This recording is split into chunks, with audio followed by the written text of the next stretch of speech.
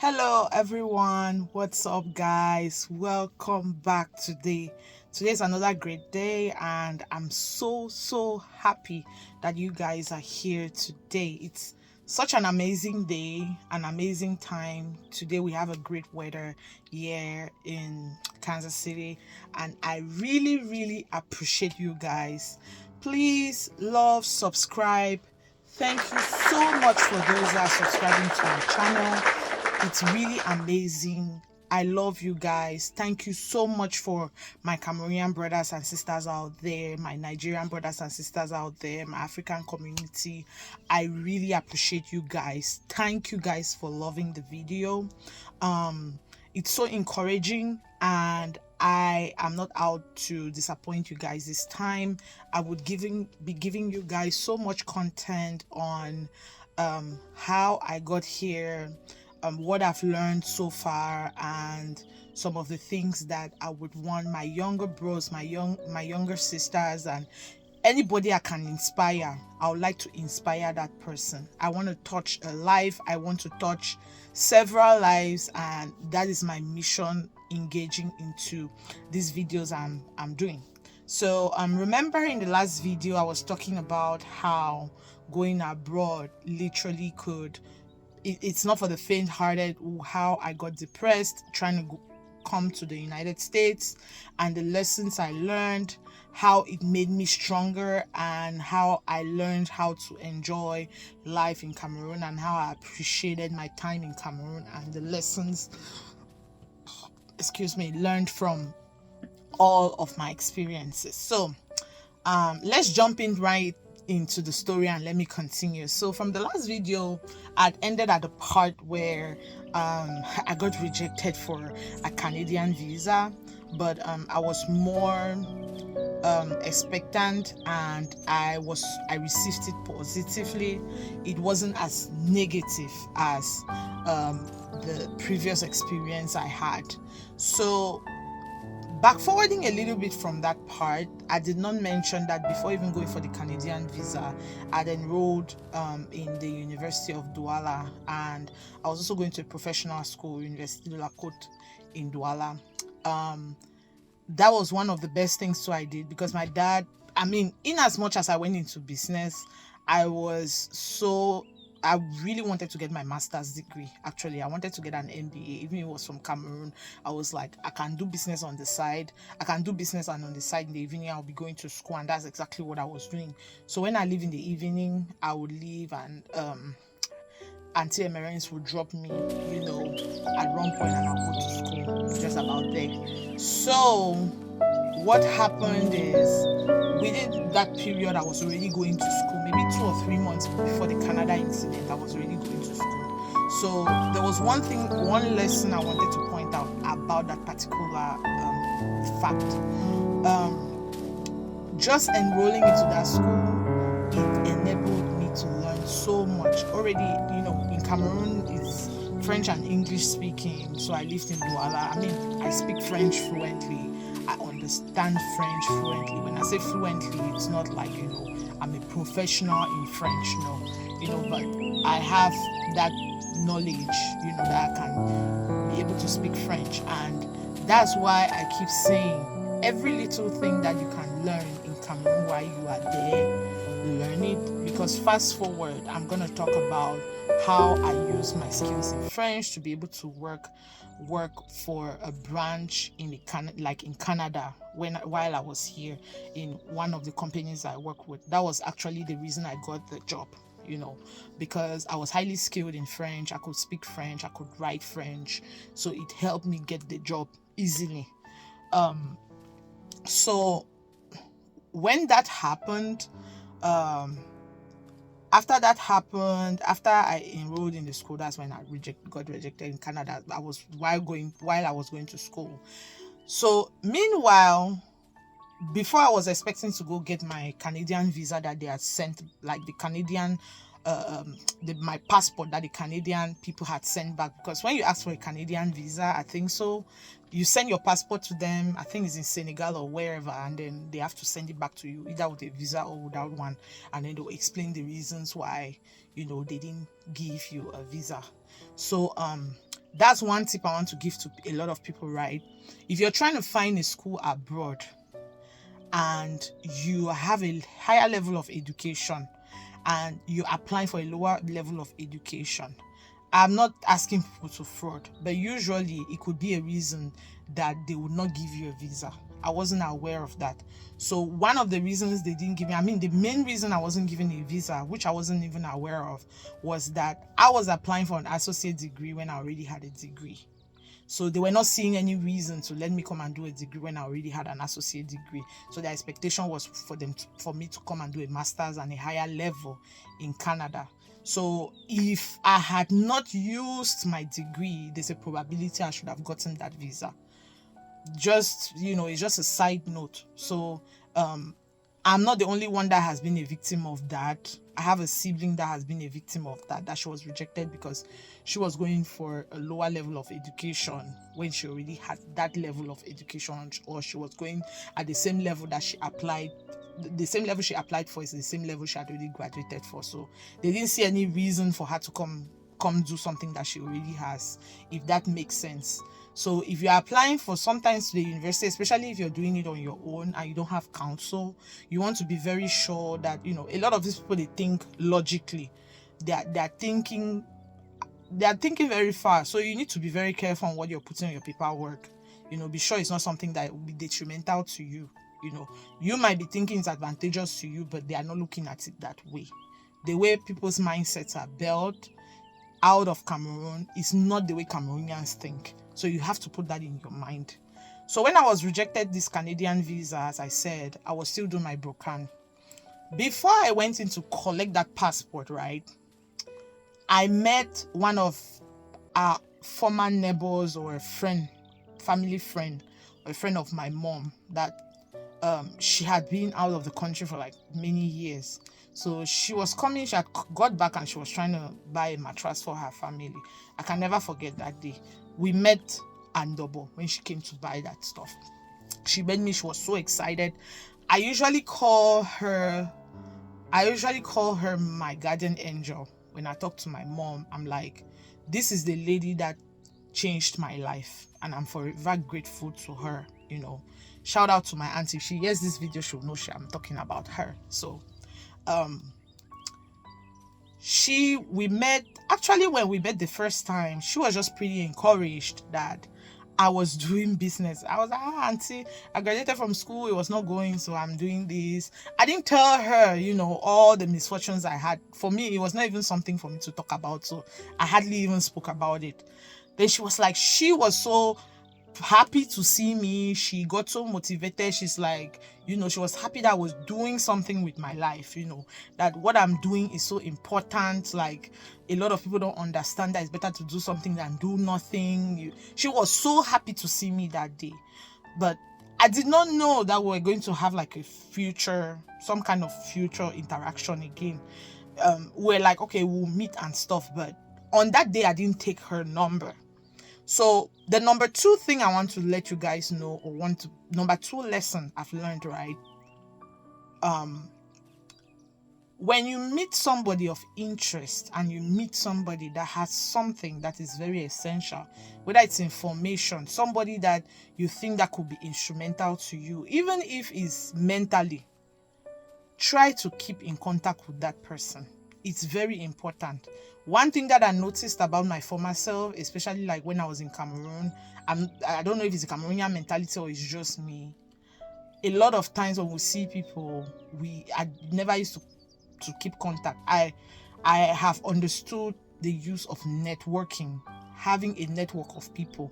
It's something that I cherish so much. If I meet anybody, right, even if it's just a mere discussion, like recently I just went for a seminar, met somebody that worked in faculty in a school in the town I was, and then we spoke. I just took her number, right? I don't know when I'm going to need it. I don't know which day I have to contact her, but I just believe that, let me just have it. Let me have it. You never know, let me just have it. There's no point. I connected with her on LinkedIn. You don't just know what day. You don't know if you can have a program there. You don't know if you're going to need her for a fundraising. you don't know what you can use her for. So networking is so important. Meeting people, presenting yourself, saying who you are, getting their own information, and keeping that network, of people is so important. That is a lesson I learned along my life. But on that day, that's not something I did. I did not take her number. I did not, try to make sure that okay, I can reconnect with her and stuff. I just let her go. So when I went now to fast forward, I think maybe even 3 or 4 days later, I went now to Yaoundé, which is the capital of Cameroon, to take my passport back. So when I went to take my passport back, I met the same lady in the agency. That was Buka Voyage in Yaoundé. Actually, my bus delayed. Like, I was at the station for hours. Normally you'll be angry and stuff like that. I was mad because it was like almost all day. And guess what happened? When I went to the Canadian people, I actually forgot stuff there. I think I forgot my ID or something. I forgot something. So I had to rush back, go get it, and then come back. When I came back, that is when I came back and I met this lady at Buka Voyage. And it was like, she was like, this is the second time she's seen me within a week. Like, what am I doing in Yaoundé? She was surprised. She was with her son, her son, which would turned out to be a brother to me right now. So I was like, then she was like, what are you doing here? I told her I came to Yaoundé, I applied for a Canadian visa, blah, blah, blah. They didn't take me, whatever. She was like, huh? She's like, you're so smart, so this. She's like, why didn't it take you? Where have you tried? And stuff like that. Have you tried America? Blah, blah, blah. Because she's in the US. I was like, until I've tried America. I don't think America is meant for me. That's what I told her. I don't think. She's like, how can you say America is not meant for you? She's like, do you know how many people have come to America? You can come to America. You're a very smart child, blah, blah, blah. She believed in me more than I believed in myself. I was just like, you know what, that America is not for me. But I gave her she was like, no, I will help you. I've seen that. I will help you. She was the one figuring out things, even for like the Canada that they didn't give me visa for, right? She was the one trying to like figure out things. And she was like, even Canada, there are possibilities, there are things. Then she was like, okay, let us meet in Douala. I got her number and everything. But even then, when we're discussing, I realized she was going to take the first class and I was going to take like the normal bus. I mean, at that time I had money because I was working, right? So I just thought to myself, okay, why have taken the classic bus? Let me just get into her, let me just take VIP with her, because she was taking VIP with her son. So I decided, something just clicked to me, like, you don't know when you really have the opportunity to bond with this lady. I went, changed my ticket from a classic to a VIP.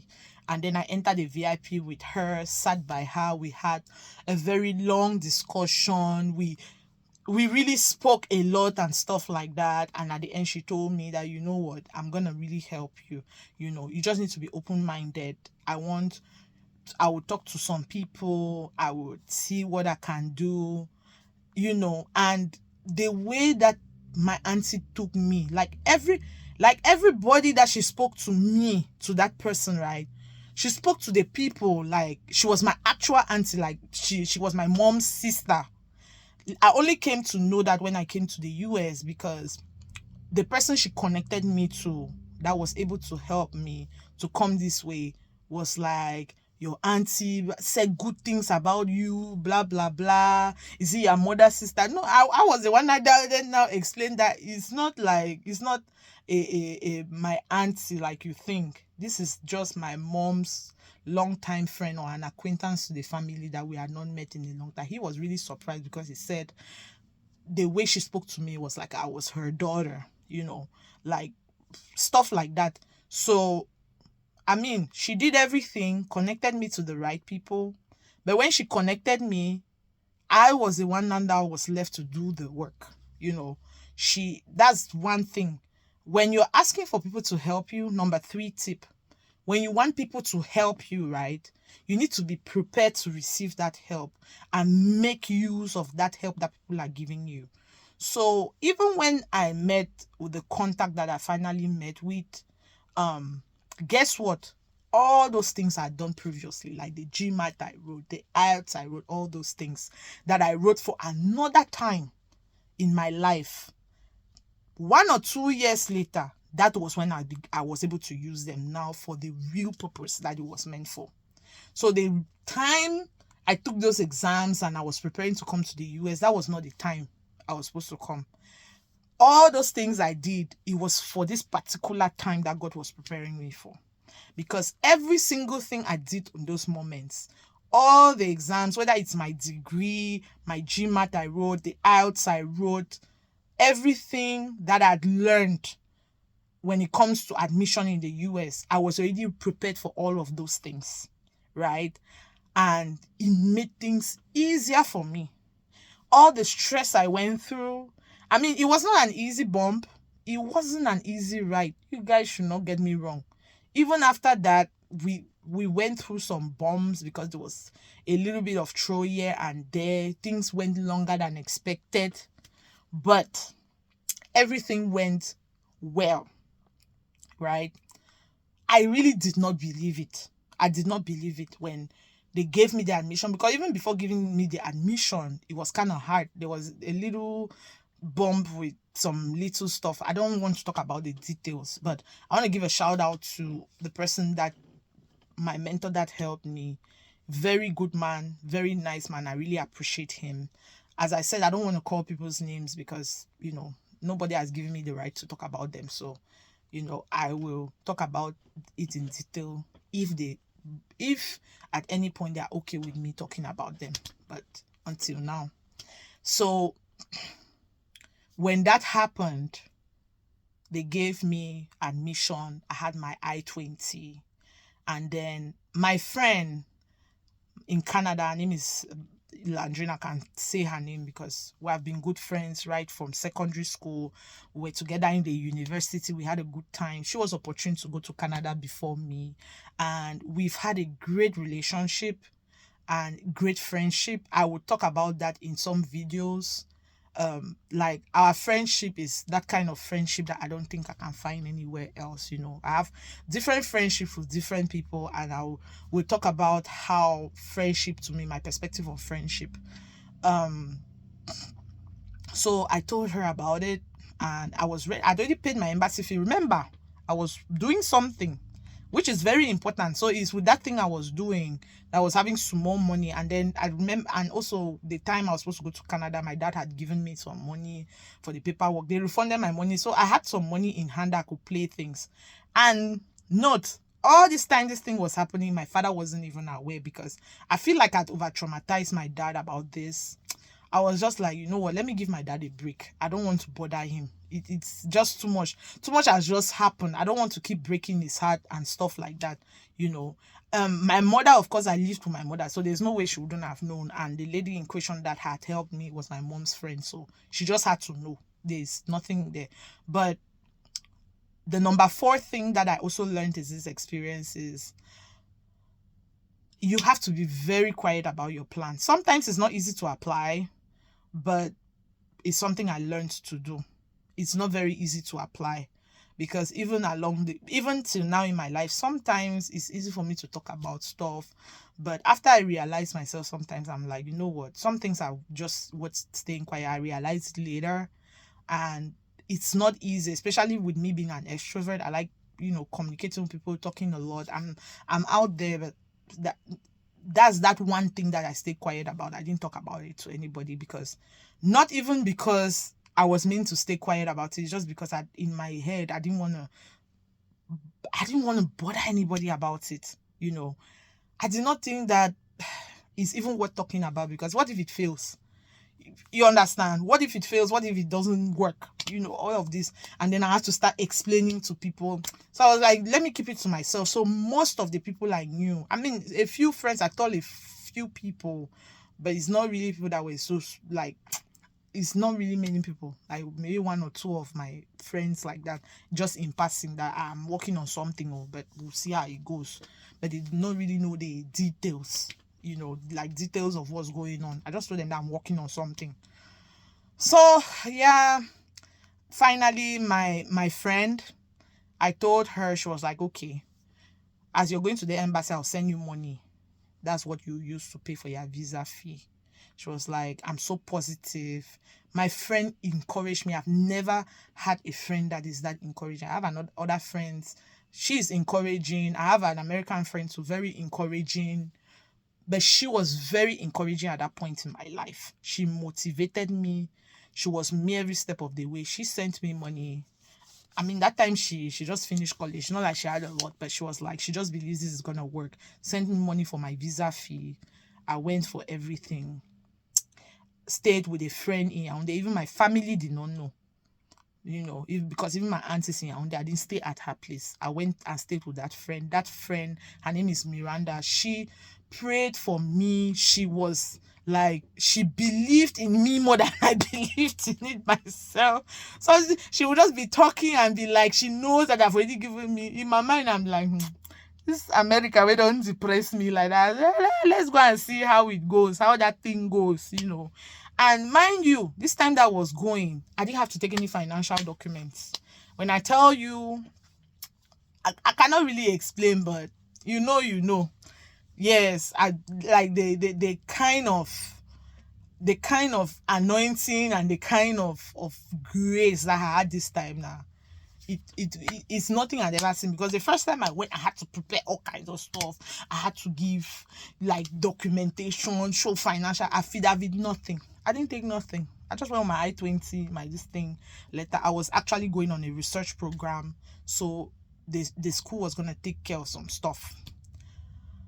So I went there. There was a letter backing everything that was going to be taken care of by the school, and that I was going to work on a research program and blah blah blah. I don't know. The man was like, okay, well, I've given you the visa. It was like a dream to me. I was just like, huh?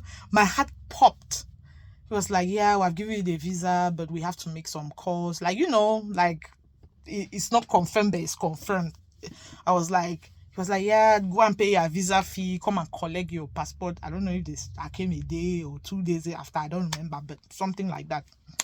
Man, my friend was so happy for me. Miranda was so happy because she came and left me at the embassy. So she was waiting outside. When I came back and I told her that I've given me, she was so happy until she started crying. Even me that they gave me the visa, I was happy, but she was so happy for me. If you have people in your life that are genuinely happy for you than you're happier for yourself, you need to hold those people tight. I don't even know why I don't speak to Miranda that much like that. Was my junior sister's classmate, but whether they still will fix that relationship, but she was happy for me more than I was happy for myself. Then I went home. Usually they will give you a portal where you can check if the visa was accepted. The next day I checked that accepted the visa. I came the next day, took my passport. This is gonna take a lot of time, maybe it's gonna go to 30 minutes, but I want to finish the story today since it's a 2-part thing. So they gave me the visa, told my mom cried. She was so happy. My siblings were happy. Everybody was happy. I came home. Like, that day I took a train. I used to take a train to go to Yaoundé too sometimes. So I took a train that night, arrived maybe about midnight. Miranda just came with me because she knew that as I'm going. So she was one of the people that saw me up at the airport. So we came back to Douala all together. We took the train, came back to Douala. She was like, she was like, no, she must see me till I leave that Cameroon. So we went home together, because actually the day they gave me admission, school was supposed to start the next week. So I had to be in America like a week from that day, right? Because school, they actually gave me what is called, I actually went in for an expedited visa. So if you're a student and you're wondering, if they've given you admission, and then you're supposed to be there in like 2 weeks, and you're wondering, how do I get a visa? When American embassy, you have to be there, blah, blah. No, they have a way to give an expedited visa. If you're kind of stuck on that and you need help, you can always reach out to me, either through the chat, or if you know me personally, you want to find out about expedited visas for the US embassy, just let me know, and I know I can remember how to do it, but we can always navigate Google and stuff like that. But they'll expedite it as long as you have already been given a date you have to start, and that date is very, very is coming very fast. Because I know when they gave me that visa, when they gave me the I-20, I wrote to the embassy, and then the embassy replied like within a day or two, and then they gave me a date already. So everything went fast. I went home, and this is the part I enjoyed the most. So when I went home, I reached that night. My siblings waited for me. My siblings were so happy. My mom was happy. My mom cried. My mom, like, my mom. My mom is a prayer warrior. my mom, my mom cried until she was like, she could not believe that her child would go to America upon the suffer, whatever. I was still in dismay, but I was happy. I was very, very happy. But I had a little bit of mixed feelings because I know I didn't tell my dad. I didn't know how he was going to feel about it.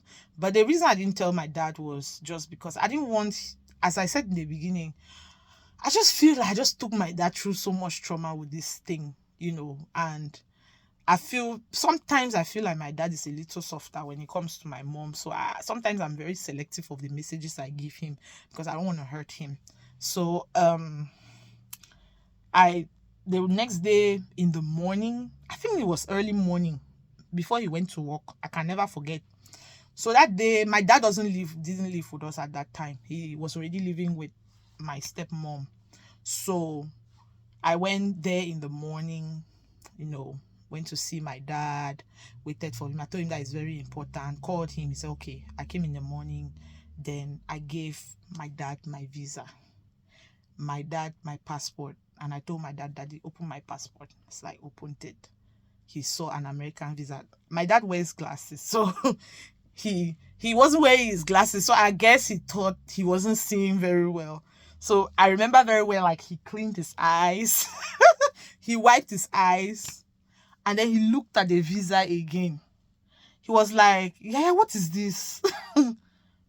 What's this that I'm seeing like this? He's like, yeah, I said, yeah, Daddy, I had a visa, It was quite emotional. My dad started crying. I don't think I've ever seen my dad break down like that. The last time I saw my dad ever cry, it was when we went for visiting to see my junior sister, and a mom of one of their classmates died on her way coming to come and visit on that day. It was a very emotional day. So on that day there was like a PTA, and one of the children, that was when they were in same form one, my sister was in St. Anne. That was the first time that I seen my dad cry.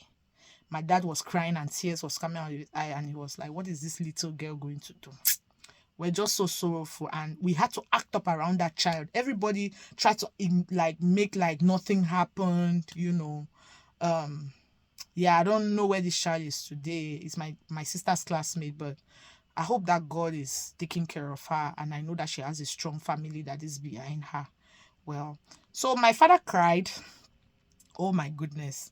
He was like, how? He asked me, how did it happen? Where did you get it from? He had like 1,001 questions to ask me. It's like, is this fake? I was like, Daddy, calm down. He asked me like 1,001 questions. I was like, well, Daddy, no, I explained the thing to him. He called his wife. Manny, come. Because his wife is Manny too. My dad has 2 Manny's. Very interesting. So he called Manny's second wife. Come.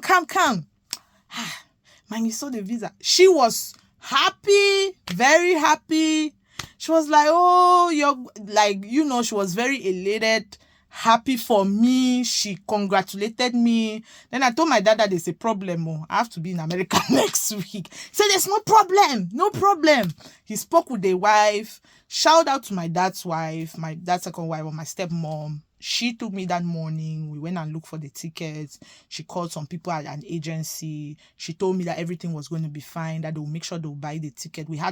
I think they bought that ticket like within a day, and then I traveled like 3 days after. I left like on a Saturday or something. So they did everything. She and my dad did everything. so my ticket should be ready. Then my mother rallied herself up. My mother will always be my mother. She made my boxes happen.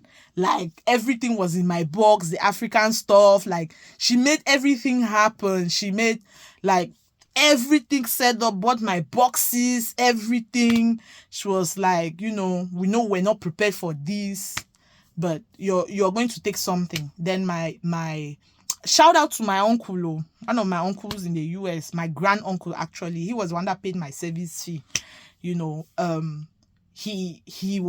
also paid my service fee together with my friend that helped me pay my visa fee. So those are the two people I really want to thank a lot. So they made everything happen. My auntie in the US, coincidentally, my auntie that helped me, her sons too were going to the same. One of her sons was going to the same university I was going to go to. And then her other son was going to go to a community college around that area. So coincidentally, it happened we're all going to live together in an apartment. So it was easy for me. We're able to split rooms, distribute rooms. And that's how I went to Southern University. That's an HBCU in Louisiana. Down the line, I will talk about HBCUs and I'll talk to people like that are interested to come to the school in the United States, why you should look at HBCUs and stuff like that, and how I also graduated from the university debt free, $0. I didn't graduate, I didn't pay. I paid, but you're just gonna know how I was done graduating at $0. I didn't owe the school, didn't have no student loan, nothing. So after that, I went to the US and said bye to my family, and here I am. This like 8 years ago. I landed in the US on I think it was the 16th of August. That was 2016. And it's like this August is gonna make it 8 years. So it's been a long journey. There's a lot of things I'm gonna talk about. Not necessarily about my private life, but I just want people to know. I just want to debunk some things, some myths, and even while you're preparing to leave, like what are those things I learned personally that if I was prepared about, right, it would have made my life a lot easier when I came to the US. The things I would have been prepared for, the things that if right, you'll be better prepared. I would talk about it. I'll make videos, give you guys guides for those that want to ever come here, and even for those that don't want to come here. Like, what are those things or those many things that I think that, if I knew when I graduated, I'll be in a better place, right? Even if I would have been in Cameroon, maybe this would have helped me be in a better place. Those are the things I'm going to talk about. And also, I'm going to talk about other things. As you can see, my husband is in the National Guard, which is a part of the army. So I turned out being a military wife, now a mom of two. And, I've had ups and downs in life. I would like to talk about, all those things that make me who I am today, right? All those ladders that I climbed, the times, my ups, my downs, what I've learned in all of those moments. And that one lesson that I've also learned, which is your family would always be that support that you need. Family doesn't necessarily only mean your direct family. Family is those you call family. It could be your friend. It could be a neighbor. You guys are close. If anybody around you treats you like family, hold that person very tight. Even if you're not communicating with that person every day, make sure that person is a priority, at least at moments of your life. If you know this person is down, this person is going through something, never forget where you're coming from, right? So this marks the end of my video. A lot of these things I mentioned, for example, it was a story of depression, but as I said at the end, there's a lot of love that came out of this. There's a lot of genuinity that came out from it. I had a lot of families that supported me, a lot of friends. Shout out to my uncle and his wife, Auntie Patience and Uncle Jom in Houston. They were the ones that received me in the US. And I'm so grateful for them. They have been so much encouragement to me. And I'm so grateful for their lives, and I pray to God to bless them every day just for that one act that they did, But I want to thank you guys so much for being here. Definitely, I'll be trying to pull out something every day. As I said, I'll be talking about military, being a military spouse, going to an HBCU, what I thought that I would have known as an international student, um, some things that people think that is not it, just life in general. Just those things I would like to share to people. Okay. Okay, thank you very much, guys. You have a great day. Please like, please subscribe so I can be able to share this good stuff I have today with other people, the encouragement and stuff like that. Thank you, guys, and ciao, ciao.